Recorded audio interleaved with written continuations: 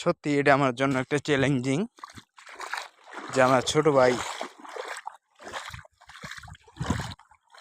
এখানে দাও রাখি গেছে। এখন আমি খুঁজতে যাইতেছি, দেখি দাও পাই কিনা। আসলেও এই জায়গায় যে সময় বন্যা হয় এখানে প্রচুর কাঠ, খড়ি, ইট, বালু ভাইসে আসছে, আপনারা দেখতে পারতেছেন। আমি যদিও পাহাড়ে আসি না, পাহাড় সম্বন্ধে তো কিছু আমার আইডিয়া নাই। দেখা যাক আমি দাওরা খুঁজি পাই কিনা।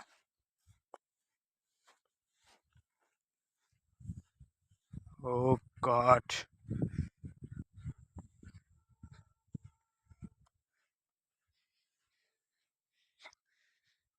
এই যে নৌকো পাইছে, দাও হয়তো ভাই আশেপাশে আছে কোথাও।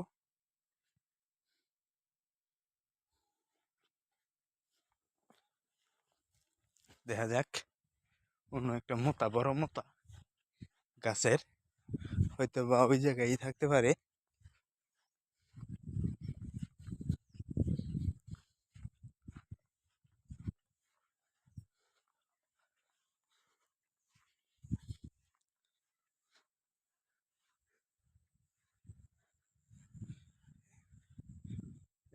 হ্যাঁ, এই যে পেয়ে গেছি অবশেষে।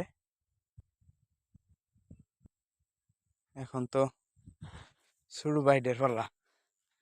ছোট বাইটে তো কি পাগল হয়েছে, এডি দাও দিয়ে কাটন যাবো। দাও নিয়ে আইছে মুতা কাটার লাগি। আসলেও মুতা তো দাওয়ের কাম না, আর এই মুতা কাটি কিচ্ছু করা যাবে না। এটা অনেক কষ্টসাধ্য একটা ব্যাপার।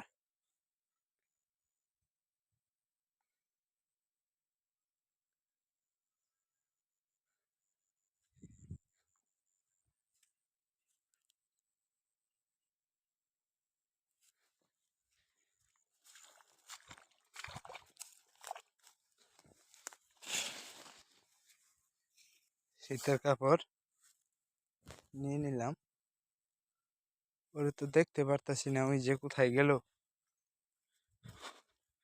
ওর জন্য খাবার নিয়ে আসি, এখন পর্যন্ত খাই নাই, বাজি গেছে গা 2টে।